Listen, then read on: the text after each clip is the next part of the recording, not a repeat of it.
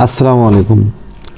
বেশ কয়েকদিন হলো একটা বিষয় খুব ঢালাওভাবে অনলাইন প্ল্যাটফর্মগুলোতে শোনা যাচ্ছে যে অন্তর্বর্তীকালীন সরকারের মেয়াদ 4 বছর হবে।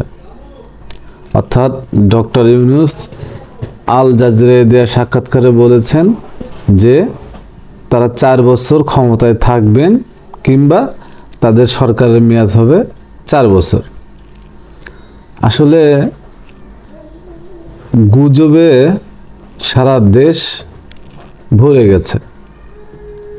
ডক্টর ইউনূসের আল জাজিরায় দেয়া ওই সাক্ষাৎকারটি আমি সম্পূর্ণটি দেখেছি এবং উনি যে 4 বছরের কথা উল্লেখ করেছেন সেটা একটা উদাহরণ দিয়ে বা এক্সাম্পল দিয়ে বুঝাতে চেয়েছেন যে উনি যদি সারা বিশ্বে প্রচলিত যে রাষ্ট্র ব্যবস্থা আছে সেই অনুযায়ী ক্ষমতায় থাকেন তাহলে তার সরকারের মেয়াদ হবে সর্বোচ্চ 4 বছর। ঠিক আছে, কিন্তু এটা উনি মেনশন করে বলেননি যে সে 4 বছর থাকবেন। আর বারবারই একটা বিষয় তিনি ওখানে বোঝানোর চেষ্টা করেছেন যে জনগণ চাইলে, রাজনৈতিক দলগুলো চাইলে যে কোনো সময় উনি নির্বাচন দিয়ে দিবেন।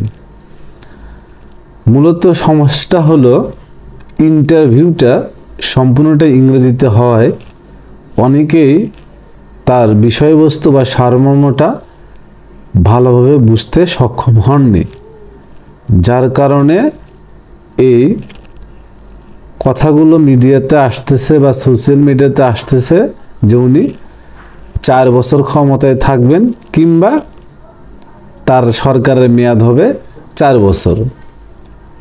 প্রকৃতপক্ষে ডক্টর ইউনূস কিন্তু এইটা বুঝাতে চান নাই যে উনি বা ওনার সরকার 4 বছর ক্ষমতায় থাকবেন।